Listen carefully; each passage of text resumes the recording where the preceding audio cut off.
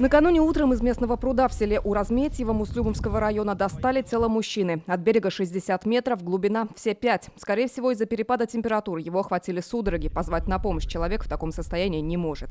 А в минувший четверг на реке Лубянке Кукмарского района всего в 2 метрах от берега утонул 18-летний челнинец. Предположительно, в темноте упал с берега и не смог выбраться. Аномально жаркий май в скором времени подтолкнет граждан и горожан к водоемам. Аномальная жара ускорила неофициальное открытие купального сезона. Его старт традиционно 1 июня. В Казани сейчас готовят 5 муниципальных пляжей: Локомотив, Нижнее Заречье, Озера, Глубокое, Большое Лебяжье и Комсомольское. Их приемка состоится до 27 мая. До этого пляжи должны очистить, обследовать дно, взять пробы песка и воды и отремонтировать оборудование. Спасатели и медики здесь будут дежурить с 9 утра до 8 вечера. Хочу призвать горожан выбирать для отдыха у воды лишь муниципальные пляжи, на которых должным образом будет организована работа спасателей и медицинских служб.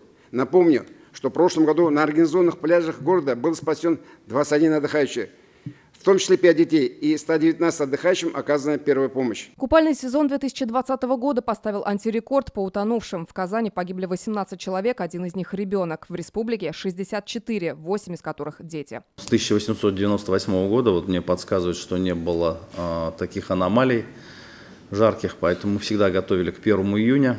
Поэтому я прошу, чтобы максимально быстрее завершили работы и выдали все необходимые разрешения. По статистике, около 80% случаев гибели на воде происходят в необорудованных и запрещенных местах. Главная причина – вход в воду в нетрезвом виде. Спасатели напоминают, за купание в необорудованных местах грозит штраф до 1500 рублей. Лина Зинатульна, Роберт Набиуллин, Евгений Юсов, ТНВ, Татарстан. Закажи рекламу на ТНВ. Телефон в Казани 5 705 100.